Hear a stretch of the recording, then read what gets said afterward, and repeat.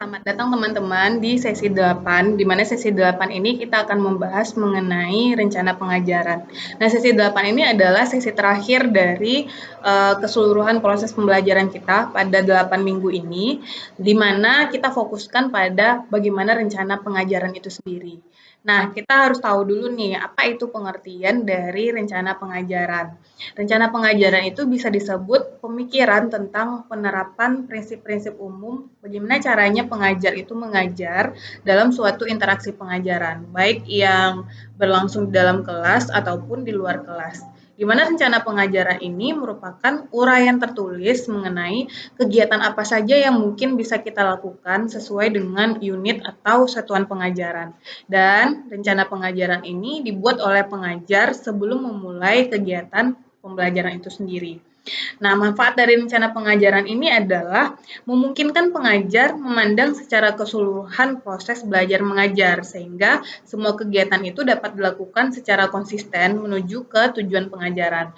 Nah, contohnya seperti kita di Tuton ini ya, kita ada 8 minggu, ada 8 kali pertemuan, di mana di setiap pertemuan itu ada aktivitasnya, ada pemahaman materi, ada diskusi, ada tugas yang disesuaikan dengan rencana pengajaran tadi.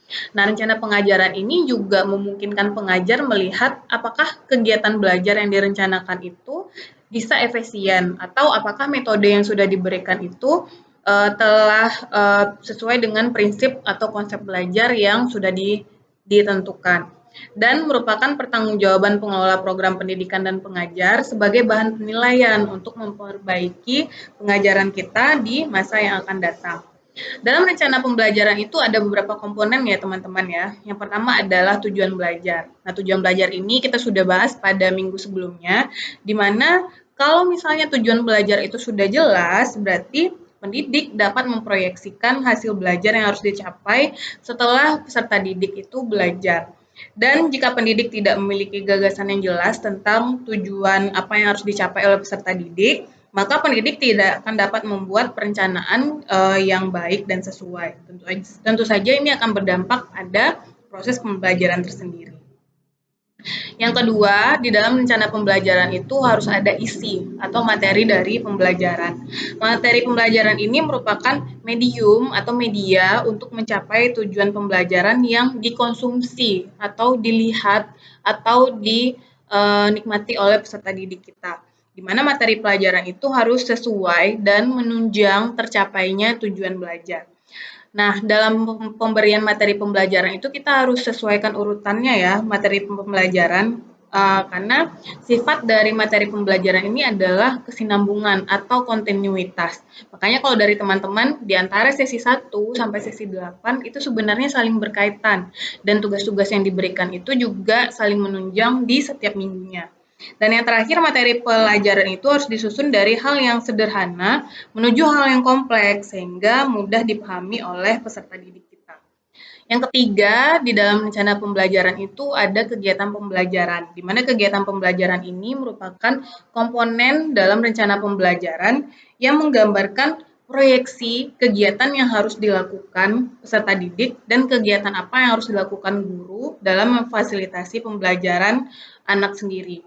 Dan kegiatan ini harus berorientasi pada tujuan dan orientasinya pada perkembangan, sehingga dia mampu menggambarkan pembelajaran yang berpusat pada peserta didik. Terus yang keempat di dalam rencana pembelajaran itu adalah metode.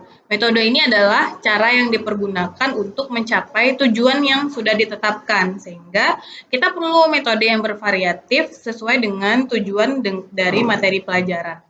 Yang kelima, media dan sumber belajar. Media dan sumber belajar itu dipilih sesuai dengan kegiatan yang akan kita lakukan.